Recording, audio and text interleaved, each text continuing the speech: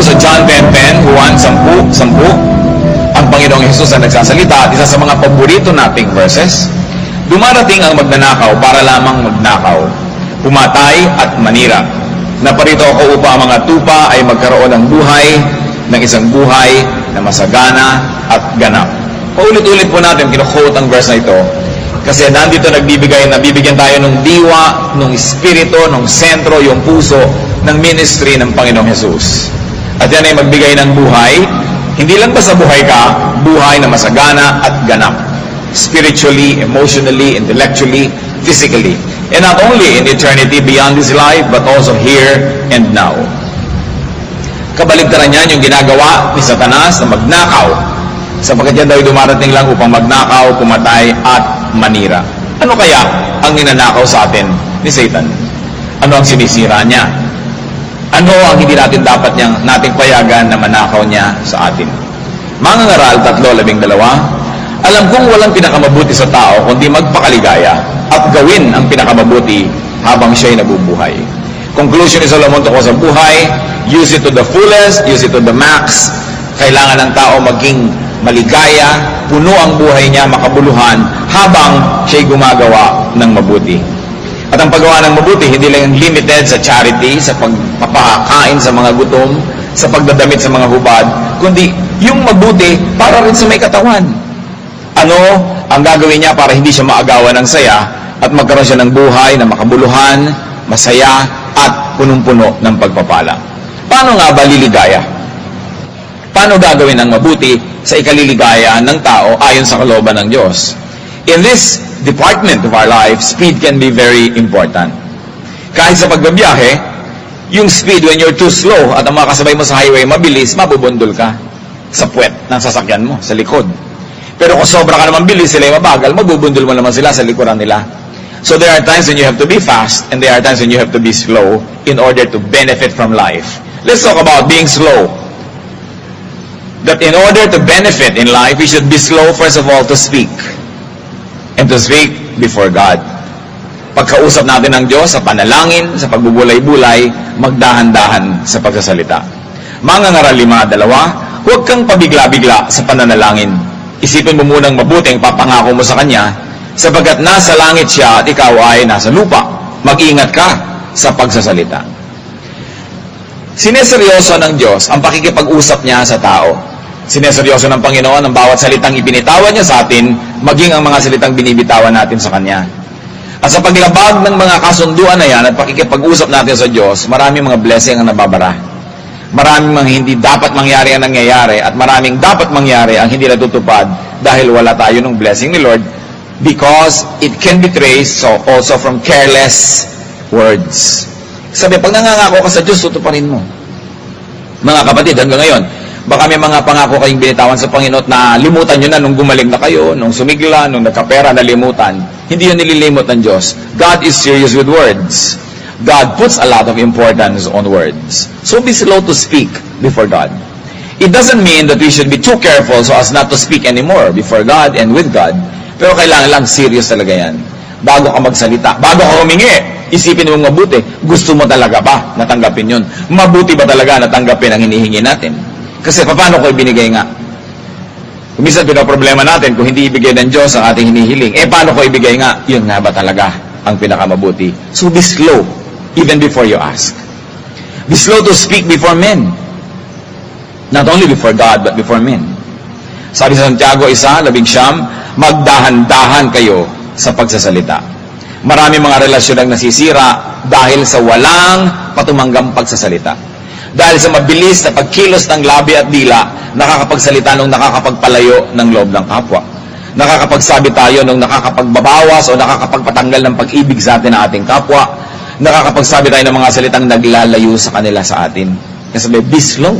You want to be happy? Bakit marami mga mag-asawa, hindi sila masaya na magkasama? Kasi ang dami na nilang nasabing masakit sa isa't isa. Bakit may mga magkakapatid na nagkalayo ang loob dahil nagsumbata, nagsabihan ng mga hindi dapat pinagsasabi? Kasi sabi, magdahan-dahan kayo. Sapagkat ang salita ng tao, mas malalim sumugat kaysa sa mga patalim o kaysa sa mga bala. Na matagal nang gumaling ang ating mga physical wounds, yung mga sugat na dinala ng matatalim na dila, nandyan pa, dumudugo pa ko minsan. gusto nyo maging masaya, gusto nyo makapagpasaya ng kapwa, be slow to speak. Lalo't ang sasabihin natin is negative. Ang sasabihin natin nakakasakit, nakakapagpahina ng loob. Pag-ingatan ang bibig. To be happy and to make people happy, be slow to commit. Hindi dapat tayo agad-agad kumokompromiso. Hindi tayo agad-agad na nasasabit sa mga usapan at tayo pumipirma agad ng mga kontrata. Kawikaan, 17-18. Ang mga ngakong magbabayad para sa utang ng iba, kamang-mangang maituturing ang kanyang ginagawa. At yan ay inulit pa ng Kawikaan, 11-15. Ang nananagot para sa iba, sa gusot ay nasa sadlak. Ngunit ang ayaw gumarantiya ay malayo sa bagabag. Both verses refer to guaranteeing somebody's debt. Utang. Yun daw na mahilig sumagot sa utang ng may utang, hoy, kukunin kitang garantor, pirma ka naman, guarantee ka. Sabi, para kang naguhukay ng libingan para sa sarili mo. Sapagkat, pag hindi nakabayad yung ginaranti mo, ikaw ang magbabayad. What the Bible is saying is, be slow to guarantee. Hindi sinasabing huwag kang mag-guarantee kasi kung gusto mo talagang tumulong. Pero pag nag-garantiya tayo, dapat handa ang ating isip na kung hindi makabayad yung tao, ikaw talagang sisingilin. Na pagka siya'y sumira sa kausap niya, ikaw ang hahabulin ng kausap dahil ikaw yung guarantor. Now, if you are not willing to be the one to pay, to be bothered and to bear the burden, don't guarantee. But if you are ready for that, nobody is stopping you to guarantee for anybody. To be happy in life, be slow to recommend. Kung minsan niya nagre-recommenda, lagi na lang naiipit sa nag-uumpog ang bato. Merong employer, kailangan niya ng tauhan, may nirecommend ka. Hindi sumaya yung tauhan, ikaw ang sinisi. Hindi sumaya yung employer, ikaw din ang sinisi. Kaya sabi, be slow to commit. Huwag kang salin ang sali sa mga usapan ng may usapan, namamagitan at namamagitan, kasi pagka nagkagulo yan, naiipit ka sa loob. Maraming kaligayahan ang nawawala, maraming gulo ang dumadating sa buhay ng tao dahil sa kanyang pagsangkot sa napakaraming mga usapin. Importante, bago mag-commit, isiping mabuti. Especially if you're very emotional, especially under extreme conditions, it's best not to commit. Pag naiba na yung mood mo, pag naiba na yung lakas mo, naiba na yung kalusugan mo, baka maiba yung takbo ng isip mo. Kaya dapat ang tao, hindi gumagawa ng mga bagay na magtatali sa kanya ng matagal, kahit na nagpalit na siya ng isip, hindi niya mapalitan ng sitwasyon niya dahil natali. Be slow. Be slow to become angry. Hindi naman kailangan ng maraming paliwanag nito. Sabi sa Santiago 1:19, huwag agad magagalit. At mangangaral 7, pag-aralan mong magpigil sa sarili, mangmang lamang ang nagtatanim ng galit. Bakit po mali na magtanim ng galit at magalit agad? Kasi ikaw ang number 1 na sisira. Ang taong galit, nawawala ng magandang pag-iisip, nawawala ng mabuting pasya. Ang taong galit, nakakagawa ng mga mali, masasama na pwede niyang pagsisihan o kaya ikapahamak matapos na lumimpas na ang kanyang galit pero hindi pa tapos ang epekto nun. Katulad ng mga nagbabarilan dahil nag-away. Sa mga karaoke bar, meron lang nagkantsawan, nagsaksakan, nakamatay ka, either ikaw yung namatay o ikaw yung makukulong dahil lang sa sandaling panahon na bugso ng damdamin. Yung magagalitin, madalas yan nilalayuan ng kapwa. Yung mga magagalitin, madalas yan ay may dapat pagsisihan. Maraming lungkot ang pinapasok na hindi naman kailangan, pero dahil pinagbibigyan niya yung silakbo ng kanyang damdamin. Anger affects, agitates, and anger defocuses you from what's important. Anger leads and controls and even possesses a person. Ang taong galit, nawawala ng kontrol sa sarili. Iba ang kumokontrol sa kanya. Kaya maaari siyang pwedeng gumawa ng maraming mali. Be slow to rush to wrongdoing.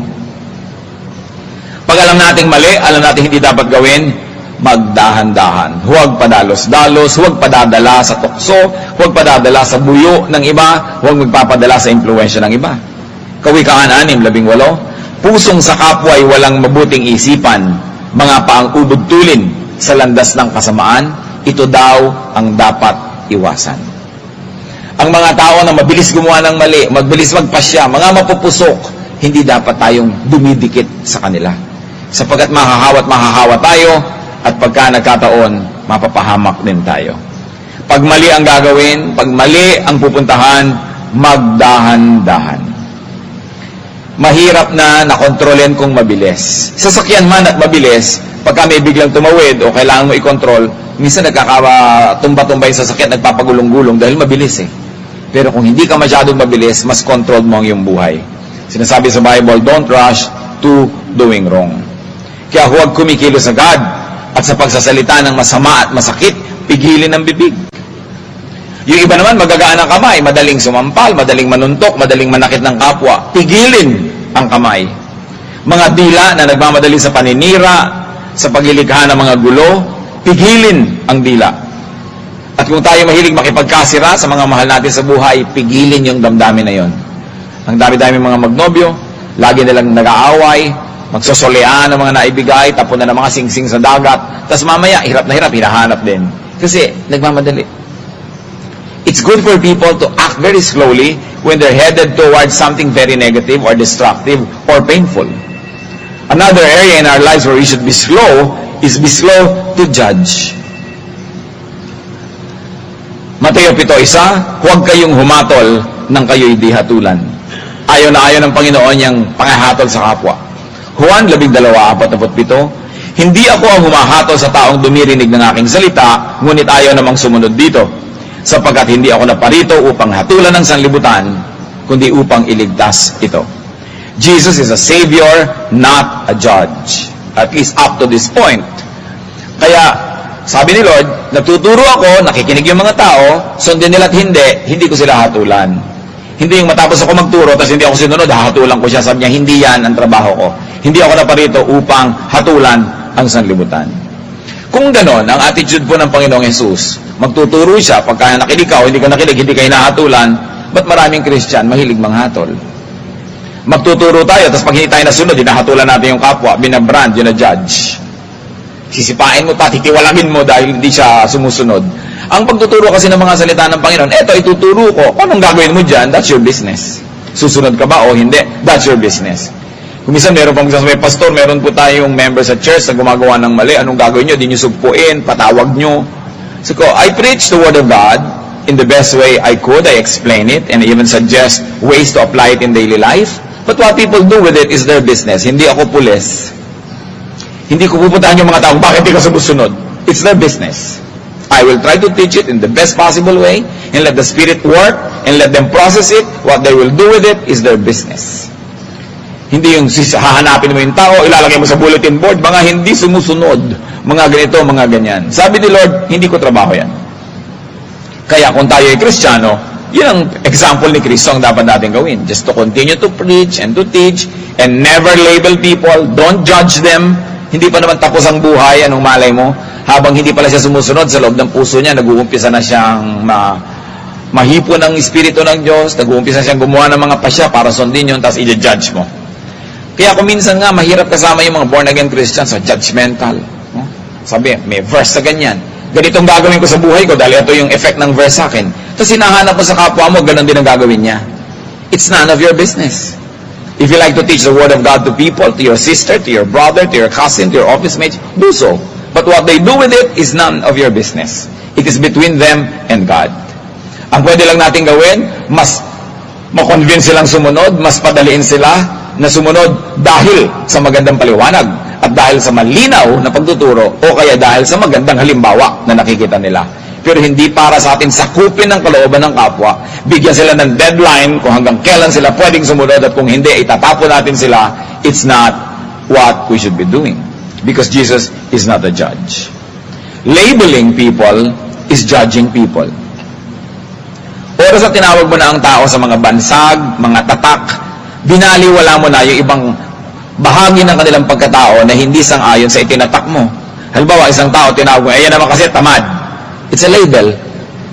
Pagka tinawag mo isang taong tamad, ang mangyayari sa'yo, para patunayan mo lang na tama ka, magbubulag-bulagan ka sa mga sipag niya, baga makahit konti yon. Kasi gusto mo, tamad siya, kasi yan ang image na sinabi mo. Pag sinabi mo yung batang yan, matigas ang ulo. Kahit na binibigyan, gumagawa siya ng mga bagay na hindi ganon, i-ignorin mo yun kasi ang thesis mo, ang theory mo, ang frame mo, matigas ang ulo niya. Kapag sinabi mo, yan masamang tao, meron bang masamang tao? masama sa'yo. Pero kung minsan, mabuting-mabuti siya sa kanyang sariling nanay, mabuti siya sa kanyang anak. So may kabutihan siya, pero hindi yun ang nakikita mo, kasi ang nakikita mo yung kasamaan niya from your point of view. We label people. At nakakalungkot dyan, mga kapatid, kadalasan, mga Kristiyano pa yung mahilig mag-label. Ayan, kulto. Yan, compromiser. O ito, ganyan. Yan, sinful. Ito, ganon. Ito, ganyan. The moment you label people, you already trivialize the complexity of their personhood. No? Kaya kung minsan pagka sinabi mo, o yan, ganito, yan, ganon, ina-assign mo na sa kanya yung ganong image. And the person is deprived of the complexity that a human being is entitled to. Judgmentalism yan. Pag sabi mo, ay nako, Bicolano, mahilig yan sa sili. That's already labeling kasi hindi naman lahat ng Bicolano mahilig sa sili. Diba? Ay, Ilocano, mahilig sa dinengding. Hindi naman lahat. No? So, yung mga ganyang tamad na pagle-label ng mga tao, ika-classify mo, ito, osito. O ito, ganito yan. Ito, phlegmatic yan. Mga katamaran yan. Kasi mawawala sa'yo yung pagtingin doon sa mga ibang aspeto niya na wala sa yung label. Kaya, iniingatan natin yan, mga kapatid. Kung merong slowness in attaining what is nice and good and beautiful in life, meron din dapat quickness. In life, we should be quick, first of all, to listen to others, to reason, especially to God. Santiago 1:19, maging alisto kayo sa pakikinig. Kung meron tayong isang skill na dapat natin talaga lagi dinadevelop, mga kapatid, pakikinig. Ang nagiging judgmental ay yung hindi nakikinig muna. Ang nagiging padalos-dalos, yung hindi nakikinig muna. Ang madalas na magkamali, yung hindi nakikinig. Agad-agad silang tumatalon to action, gumagawa agad, hindi muna sinusuri ang lahat ng bagay. Lalong-lalo't inuulit-ulit natin pag kami nagsusumbong sa iyo, huwag kang maniniwala agad. Kailangan marinig mo muna yung kabilang side. Wala kang munang kakampihan, wala kang ibibigay na judgment because you have not heard both sides. If there is anything that we should be quick at also, it is to apply justice. Mangangaral 8:11, ang hatol sa kasamaan ay di agad ginagawad, kaya naman ang tao ay nawiwili sa paggawa ng masama. Pwede mong i-apply yan sa gobyerno pagka ang mga tiwali na government officials ay hindi napaparusahan agad, yung iba na encourage sa gumawa din ng mali. And then it will look like crime pays and will send wrong signals to people. Sa mga kumpanya, yung mga hindi gumagawa ng tama, hindi napaparusahan agad, yung gumagawa ng tama, hindi naman napepremyohan, nawawala ng motivation yung mga mahuhusay, lumalaki ang ulo ng mga mali ang ginagawa. Sa pamilya din, mga kapatid, we can be very unjust. Kasi kung minsan may paborito ka na member ng family, pagka siya ang mali, nagbubulag-bulagan ka, pero pag mali yung hindi mo paborito, ang laki-laking issue, kailangan may justice because God is God of justice.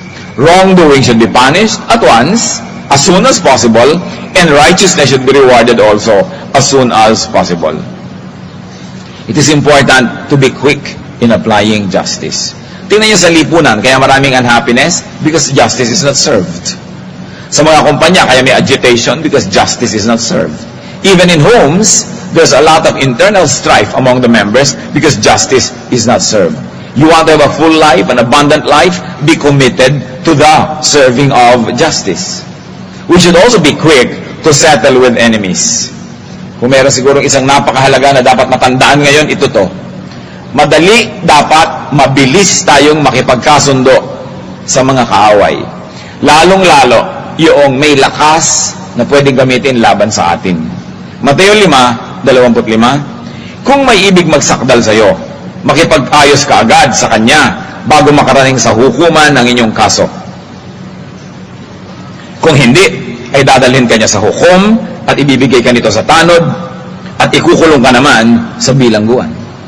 Maging sa atin pong justice system, ang inuuna na ngayon, yung magkaayos, magkasundo bago magdemandahan ng formal. Kasi napakaraming hirap ang maiiwasan, napakaraming kalubihan, at napakaraming pagod ang hindi na kailangan pa na pagdusahan kung ang tao ay nagkakasundo lang. We must be quick to say sorry. We must be quick to seek forgiveness. Mga kapatid, makinig. Pag meron tayong nasabing mali, huwag na kayong magpalipas ng minuto. Sorry agad. Nakikipagtalo kayo sa isa inyong mahal sa buhay, biglang may nasabi kayo na below the belt. Foul talaga? Sorry agad. Ay, sorry. Sorry, I should not have said it. Galit pa rin ako sa ginawa mo, pero yung sinabi ko na ito, sorry, I take it back. Dapat tayo mag-sorry agad. Kasi yung sorry, mga kapatid, pag hindi nyo sinabi agad, humihirap pawalan sa bibig. Sometimes you feel sorry, hindi mo sinabi agad, pag lumipas na yung 5 minutes, parang hindi mo na masabi. What was appropriate to say 1 second ago no longer is. And even if you said sorry 1 week later, it can hurt the feeling rather than help its cause. May mga bagay na tama dapat ang timing. Halimbawa, yung bakal, pagka pinainit mo yan sa apoy, at ikaw ay isang panday, nagtatrabaho ka sa bakal, dapat pupukin mo agad yan habang mainit. Kasi pag lumamig, hindi na pwede. Maski sa pagkain, may mga panahon na mainit yan, yun ang dapat mong gawing proseso kasi pag lumamig na, hindi na pwede. Hindi na siya susunod. Kaya, ganoon din sa salita. Yung may sinabi ka na mali, may ginawa ka mali, yun ang pinakatamang panahon para mag-sorry agad. Doon pa yun effective. At hindi yung pagpapakita ng kahinaan, kundi lalong pagpapakita yon ng kagandahang loob, ng pagiging Ginoo, kung ikaw ay maginoo ang iyong ugali, ng pagiging honest, dahil nagkamali ka. Yung kuminsan may mga nagbubuhat ng kamay, sinampal agad yung kapatid, sinampal agad yung anak, kahit anak. Pwede ay, sorry anak, hindi kita dapat sinampal. Sorry tungkol dyan, pero galit pa rin ako sa pinag-uusapan natin kanina, pero sorry. Dahil nagawa ko yan. Kasi dinaramdam yan ng matagal. At kung kayo habang naghihingalo at malapit ng mamatay, magsosorry rin lang, ba't aantayin nyo pa yun? Lilipas ang 5-10 taon para lang kayo makipagpatawaran sa isang taong mahal nyo naman at nagmamahal sa inyo. Sorry na agad. Sapagkat sa isang taong nasaktan, walang pinakamasarap marinig, kundi yung nanakit sa'yo, sabihin, sorry. I was wrong, sorry. Napakalaking sama ng loob ang nawawala, napakalaking hirap ang gumiginhawa, napakaraming dugo ang naampat, maraming sugat ang naghihilom, marinig lang yung sorry. Kaya gusto kong ipakadiin din ito, sabihin agad. Huwag niyong patagalin. Habang tumatagal, mas bumibigat bitawan, mas mahirap sabihin. At mas matagal tumalab dun sa pagsasabihan. Marami po mga relasyon ang nasave na sana kung may nag-sorry lang agad. Maraming paghihirap, paglalayo ang hindi dapat nangyari kung nag-sorry agad yung nagkamali. Sabi sa awit, 32, 3-5, ito'y tungkol naman sa pagsasorry sa Diyos. Nang hindi ko pa naihahayag ang aking mga sala, ako'y nanghina sa maghapong pagluha. Sa araw at gabi, ako'y iyong pinaparusahan. Wala nang natirang lakas sa katawan, parang hamog na natuyo sa init ng araw. Kaya ang kasalanan ko'y aking inamin. Ang mga pagkakamali ko'y hindi ko na inilihim. Ako'y nagpasyang sa iyo'y ipagtapat at mga sala ko'y pinatawad mong lahat. Yan po ang nagagawa ng paghihingi ng tawad sa Diyos. Habang ang kasalanan natin sa Diyos ay kinikimkim natin, sinasarili, inililihim, ayaw nating ibunyag sa Kanya, ayaw nating aminin, ayaw nating hingin ng tawad, napakabigat ng kamay ng langit na nakadagan sa atin. Hirap na hirap ka sa buhay. Yung budhi mo, inuusig ka, mga hanap buhay mo, ayaw umasenso, ang ginagawa mo, puro mali-mali. Paano mangyayaring matatama yun? Hindi tama ang relasyon mo sa Diyos na pinagmumulan ng lahat ng pagpapala. Yun pala ang kailangan lang ng taong gawin, aminin na nagkamali siya, humingi ng tawad. At bigla-bigla, yung lahat ng mga kaparusahan na ito na nagpapabigat sa buhay natin ay nawawala. Ganon din sa kapwa-tao. May kasalanan ka sa magulang mo, ayaw mo mag-sorry, nawawalan ka ng blessing, nawawalan ka ng baon, nawawalan ka ng allowance, nawawalan ka ng mana. Maraming pribilehiyong nawawala, ang inaantay lang naman mag-sorry. Pero dapat sorry na taos-puso, hindi para lang ma-restore ang iyong mga privileges. Sapagkat ang mga nagmamahalan, handang-handa naman magpatawad. Kaya lang kailangang humingi ka ng tawad, lalo't kung meron kailangang ituwid.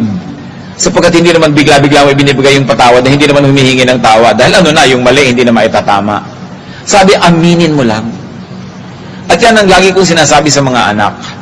Ang mga anak kasi, palibasa hindi pa nagiging magulang.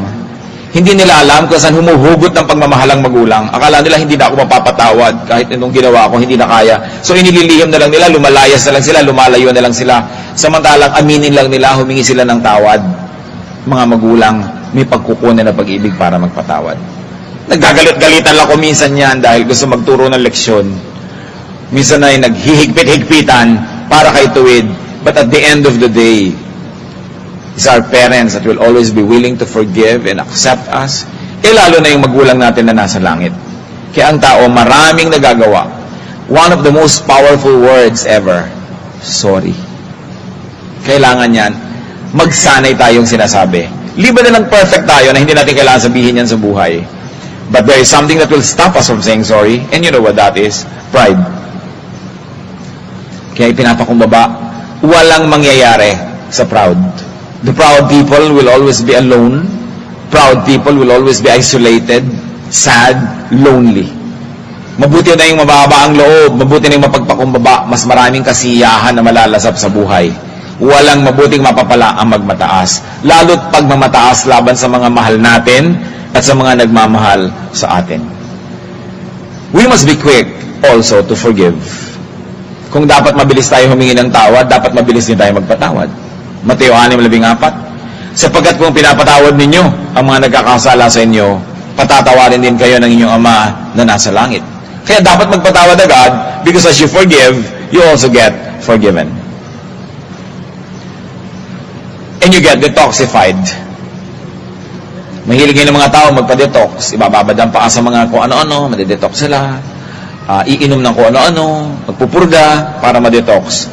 Pero merong toxin na dapat alisin sa puso ng tao, at yun ay galit, hinanakit, sama ng loob. Dapat yan wala. Pag may galit ka sa tao, ikaw ang number 1 na nalulugi dahil nasa loob ng puso mo yung lason. Pag meron kang pagkamuhi, pagkapuot, ikaw ang naapektuhan. Ang blood pressure mo, ang pulse rate mo, gana mo na kumain, lalim at himbing ng iyong tulog, lahat yan apektado. Pati judgment mo sa buhay, your general well-being and happiness is affected when you're angry. At hindi lang yon, pag hindi tayo nagpapatawad, nawawalan din tayo ng karapatang humingi ng tawad sa Diyos. Mateo 6:15, ngunit kung hindi ninyo pinapatawad ng iba, hindi rin naman patatawarin ng inyong Ama ang inyong mga kasalanan. Kaya yung pagpapatawad, napakahalagang yan, skill, business, attitude. Humingi ng tawad at magpatawad, magbigay nito, yan ay isa sa mga pinakamagagandang exchanges that we can do. Kasi we are traders. You give me this, I'll give you that. Pero pag nagbibigay tayo ng patawad, humihingi tayo ng tawad, yun ang pinakamagandang exchange that can happen because we are being set free. Kailangan ng tao handang magpatawad. Huwag nang patagalin ang pagpapatawad. Lalo asawa nyo. Minsan pinaninigasan na lang. Kung minsan kasi, pastor, pag nagpatawad naman ako agad, baka ulitin lang ulit. Ulitin mat hindi, naghihirap din naman kayo na hindi ka nagpapatawad. Di magpatawad ka na lang and pray and hope for the best. Kesa sa nagkakalayo kayo ng hindi dapat. No? Dalian ang pagpapatawad bago mag-ugat sa puso mo. Marami namang bagay nagsisimula lang sa tampo. Pagka hindi mo hinugot yan, magiging hinanakit. Pag tumagal-tagal yan, nagiging sama ng loob. Lalo't hindi naman napapansin na naging hinanakit ka.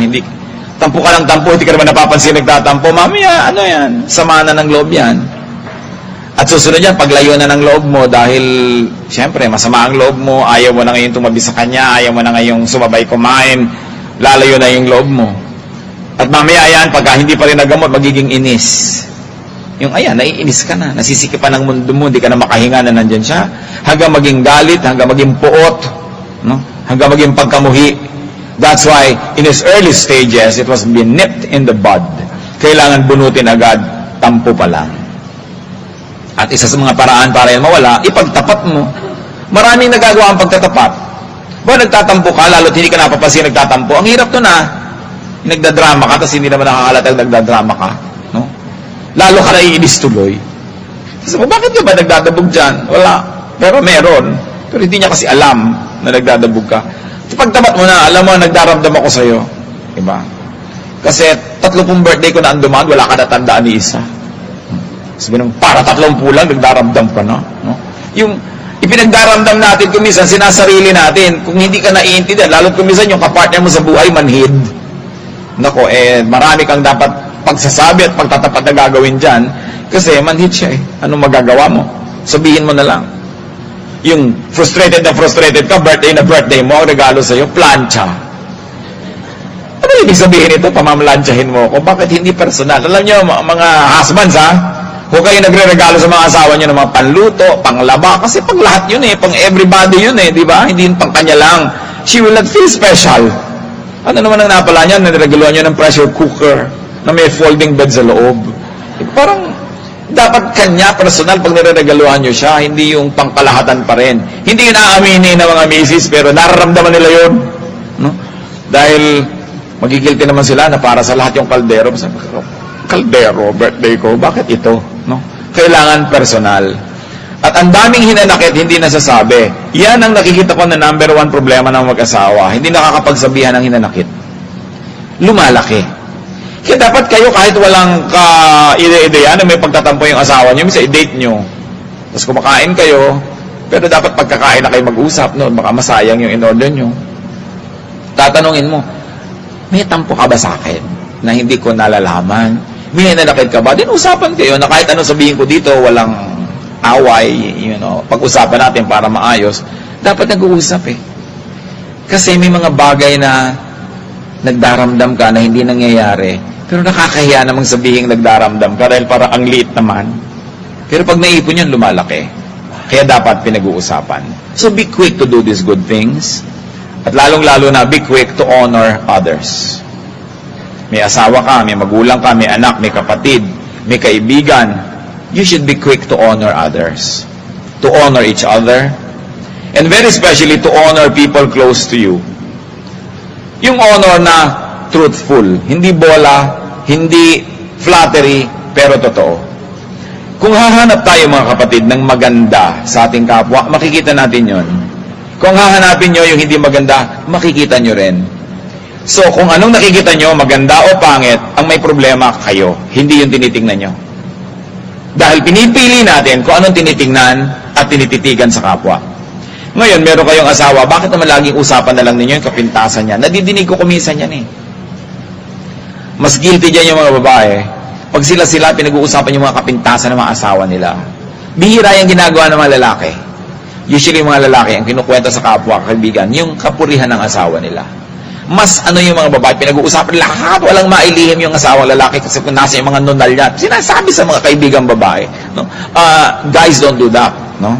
May mga hangganan na hindi tinatawid ang mga usapang lalaki. Na tinatawid ng mga usapang babae. Pero lalo kung mga kapintasan, hindi na dapat pinag-uusapan yun eh. Kasi pag ang tao lagi mong pinipintasan, na nagsisimula ka ng maniwala sa mga pintas na binibigay mo, pati ikaw, nawawala na rin ang gana sa pinipintasan mo. Pero pag ang tao, pinupuri mo, ang natatanim sa isip mo, sinasabi ng bibig mo, yung kapurihan niya, lalo mo siya namamahal. So dapat tayo, train ang sarili, basta't mahal mo sa buhay, lagi mong purihin. Humanap ka ng mapupuri. Titibay ang relasyon nyo.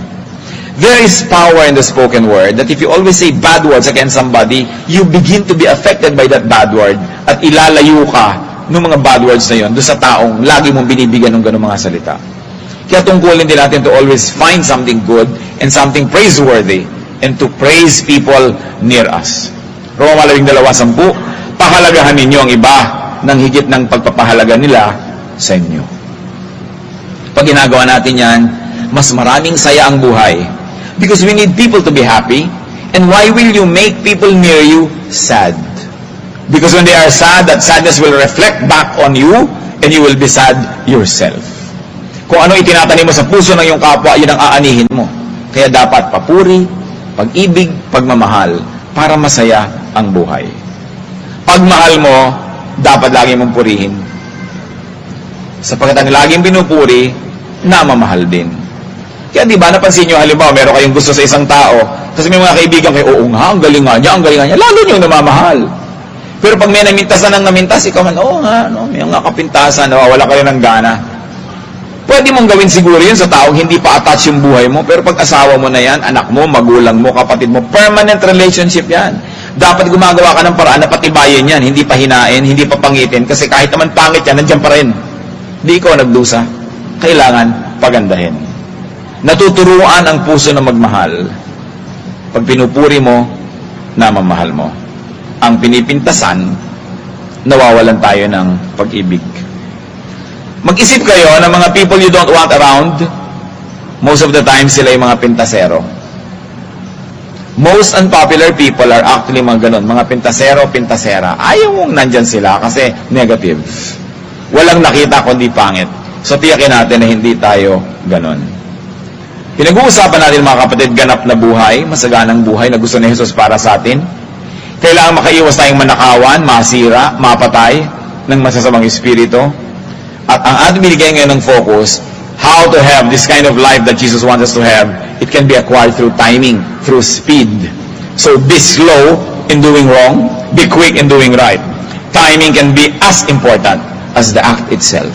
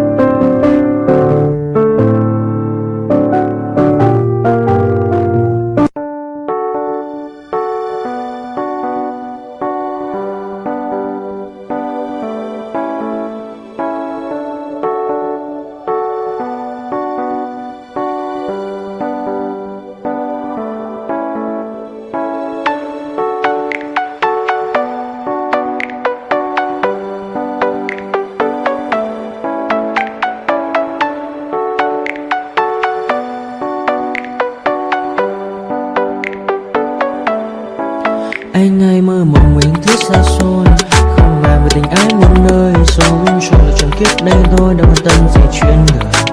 Thế mà lại nằm tương tư, ông tầm bà mũi xa tơ, đêm nằm trộm nhớ mơ mơ về ai. Thì ra anh yêu rồi, từ ánh mắt nụ cười, từ đôi môi gọi mưa sao xuống lòng anh. Thì ra mê em rồi, ngày hay đêm ôm lời, chỉ nghĩ đến em thôi, đó là do anh đã yêu rồi, anh đã yêu rồi, anh đã yêu rồi. Anh đã yêu rồi, anh đã yêu rồi, anh đã yêu em mất rồi.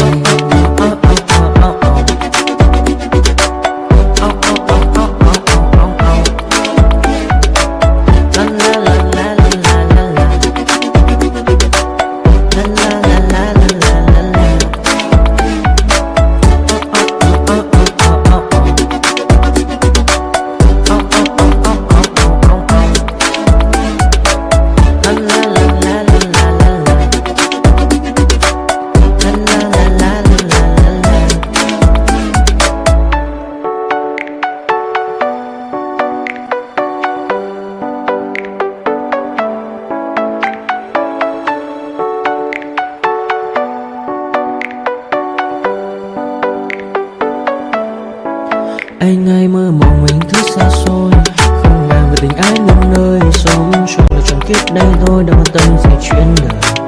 Thế mà lại nằm tương tư, ông tầm bà mũi xa tơ, đêm nằm trộm nhớ mơ mơ về ai.